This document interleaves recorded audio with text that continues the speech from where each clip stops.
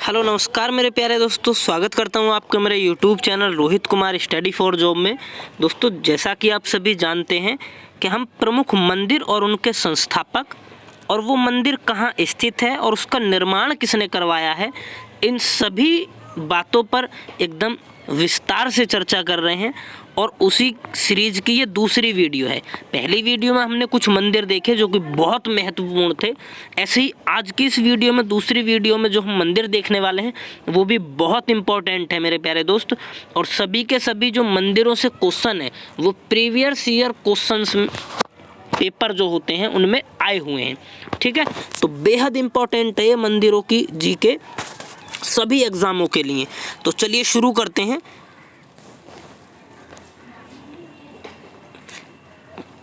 तो जो इससे पहली वीडियो थी उसमें हमने लास्ट मंदिर किया था।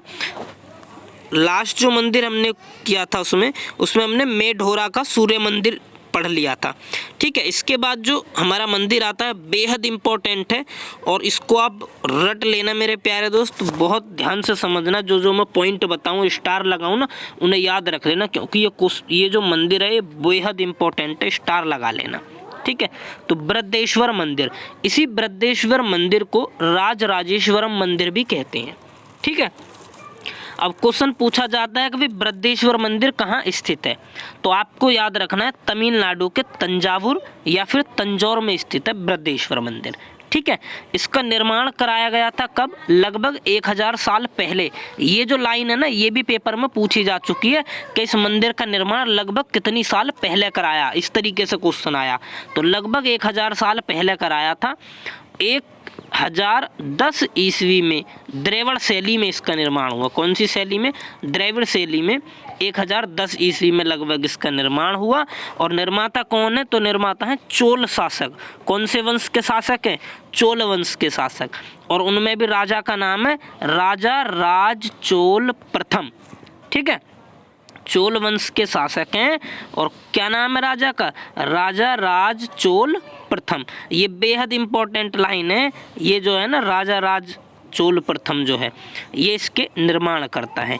ठीक है जी, तो हमने 4 बात समझनी सबसे पहले कि कहाँ पर स्थित है, तो तमिलनाडु के तंजावुर या तंजौर में। कब निर्माण हुआ? 1010 ईस्वी में। किसने निर्माण कराया? राजा राज चोल प्रथम ने। कौन से वंश का शासक है? चोल वंश का शासक है।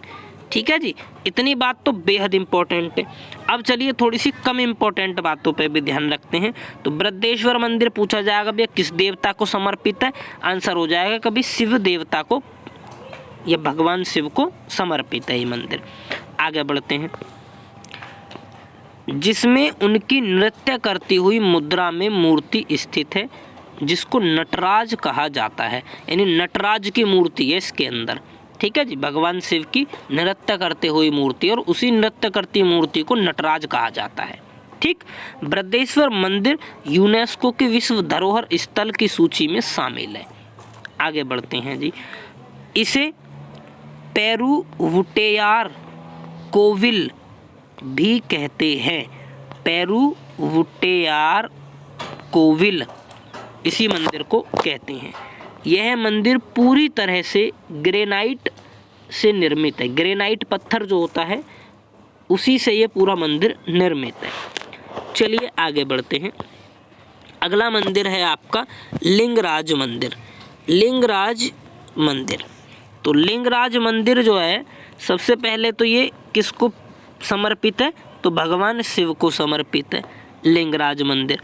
अब पूछा जाएगा कि भाई कहाँ पर है ये लिंगराज मंदिर, तो आपको ध्यान रखना भुवनेश्वर में है। और भुवनेश्वर जो है उड़ीसा की राजधानी भी है। ठीक है, तो राज्य पूछे तो उड़ीसा और स्थान पूछे तो भुवनेश्वर। लिंगराज मंदिर। आगे बढ़ते हैं। 7वीं सदी में राजा जाजतीय केसरी द्वारा निर्माण किया गया। इसका क्या नाम है? राजा जाजतीय। लिंगराज मंदिर का निर्माण किसने कराया? तो राजा जाजतीय ने। कब? 7वीं सदी में।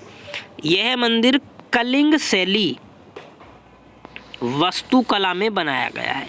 तो लिंगराज मंदिर किस शैली में है? कलिंग शैली में है। निर्माण जो है इसका वंशी राजवंश, यानी ये कौन से वंश के राजा हैं? सोमवंशी, सोमवंश के राजा हैं ये, सोमवंश वंशी। कौन? राजा जाजतीय। ठीक है, चलिए, जिसमें बाद में गंग शासकों ने भी योगदान दिया, यानी इस लिंगराज मंदिर को सोमवंशी राजवंश के राजा जाजतीय द्वारा बनवाया गया, लेकिन बाद में गंग वंश के जो शासक आए उन्होंने भी इसमें क्या किया? योगदान दिया। यहाँ पर गंगा लिखा हुआ है लेकिन ये गंगवंशी है। ठीक है, और ये मंदिर पूरी तरह से लगभग 11वीं सदी में बनकर तैयार हुआ। 7वीं सदी में निर्माण शुरू कर दिया गया, जबकि लगभग 11वीं सदी में गंगवंश के शासकों ने भी इसमें योगदान दिया और इसको कंप्लीट करा दिया गया। चलिए आगे बढ़ते हैं। चलिए, अगला जो मंदिर है ये मंदिर है आपका आदि कुंभेश्वर मंदिर। आदि कुंभेश्वर मंदिर ज़्यादा इम्पोर्टेंट नहीं है, लेकिन आप समझिए आदि कुंभेश्वर मंदिर तमिलनाडु राज्य के कुंभकोणम शहर के केंद्र में स्थित है, जिसका निर्माण लगभग 1000 साल पहले कराया गया। भगवान शिव को समर्पित है ये। ठीक है, और आदि कुंभेश्वरम मंदिर का निर्माण 9वीं शताब्दी में चोल वंश के दौरान कराया गया, यानी चोल वंशों का शासक था जब इसका निर्माण कराया गया। ठीक है, तो ज़्यादा महत्वपूर्ण ये नहीं है, बस ये भी ध्यान रखना है कि कावेरी नदी के दक्षिण में फैला हुआ है। ठीक है जी, आदि कुंभेश्वरम मंदिर। आगे बढ़ते हैं। अगला जो मंदिर है ये काफ़ी इम्पोर्टेंट है, श्री वेंकटेश्वर मंदिर। श्री वेंकटेश्वर मंदिर जो है भगवान वेंकटेश्वर का मंदिर है, और ये आंध्र प्रदेश के चित्तूर जिले में तिरुपति में पहाड़ी शहर है, ये तिरुमाला में स्थित है। ठीक है जी, ये क्वेश्चन पूछा हुआ है कि निम्न में से कौन सा मंदिर पहाड़ी शहर तिरुमाला में स्थित है। तो आपको ध्यान रखना है तिरुमाला है ये पहाड़ी शहर, और इसी तिरुमाला में ये जो आपका श्री वेंकटेश्वर मंदिर है ये स्थित है। बहुत बेहद इम्पोर्टेंट, और ये आंध्र प्रदेश राज्य में है। ठीक है, मंदिर विष्णु के एक रूप को समर्पित है, यानी मैंने आपको बता दिया विष्णु का रूप है वेंकटेश्वर, तो वेंकटेश्वर का मंदिर है ये, और ये विष्णु का रूप है। मंदिर को तिरुपति बालाजी मंदिर भी कहा जाता है, तिरुपति बालाजी मंदिर भी इसको कहा जाता है। आगे बढ़ते हैं। मंदिर को 7 पहाड़ियों का मंदिर भी कहा जाता है, ये पर्वतों का स्थान है। ये जो तिरुमाला है यहाँ पर ये पहाड़ियों का शहर है तिरुमाला, तो इसीलिए इस मंदिर को क्या कहा जाता है? 7 पहाड़ियों का मंदिर भी कहा जाता है। 12वीं शताब्दी के आसपास निर्मित इस मंदिर का निर्माण 300 ईस्वी में शुरू हुआ था। ये लगभग देखिए 12वीं शताब्दी में कंप्लीट हुआ है मंदिर, लेकिन इसका जो निर्माण है वो लगभग 300 ईस्वी में ही शुरू हो गया था। मंदिर का निर्माण विजयनगर के राजा श्री कृष्ण देव राय ने करवाया था। श्री कृष्ण देव राय बहुत ही दमदार शासक थे विजयनगर साम्राज्य के, सबसे प्रसिद्ध राजाओं में से एक हैं कृष्ण देव राय। ये बेहद इम्पोर्टेंट क्वेश्चन है, ये भी आपको ध्यान रखना है कि विजयनगर साम्राज्य के सबसे प्रसिद्ध राजा कौन है, तो आंसर आएगा कृष्ण देव राय। और इन्हीं कृष्ण देव राय ने ये जो वेंकटेश्वर मंदिर है इसका निर्माण कराया है। चलिए आगे बढ़ते हैं, और अगला मंदिर है आपका दिलवाड़ा का जैन मंदिर। दिलवाड़ा का जैन मंदिर काफ़ी इम्पोर्टेंट है। ये जो दिलवाड़ा का जैन मंदिर है राजस्थान के अरावली पहाड़ियों में माउंट आबू हिल्स स्टेशन पर स्थित है। ठीक है, नहीं हिल्स स्टेशन है माउंट आबू, और माउंट आबू पड़ता है अरावली की पहाड़ियों पर राजस्थान में। अच्छा, निर्माण इसका 11वीं और 13वीं शताब्दी के बीच हुआ था, और किसने कराया? विमल शाह। ये सोलंकी वंश का राजा है विमल शाह। ठीक है, और सोलंकी जो है वो चालुक्य के ही एक रूप होता था, चालुक्य का ही एक क्या है विभाजित रूप है। ठीक है, तो सोलंकी चालुक्य कहते हैं इनको, पूरा नाम इनको सोलंकी चालुक्य वंश। ठीक है जी, तो विमल शाह कहीं कहीं पेपर में सोलंकी वंश आ जाएगा, कहीं कहीं सोलंकी चालुक्य आ जाएगा, तो दोनों ही ठीक है। विमल शाह जो सोलंकी वंश के राजा हैं, और सोलंकी वंश एक चालुक्य का ही एक विभाजित रूप है, तो उन्होंने ही इसका निर्माण कराया है। क्वेश्चन कई बार पूछा हुआ है, याद रखना आप, विमल शाह ने कराया है। ठीक है जी।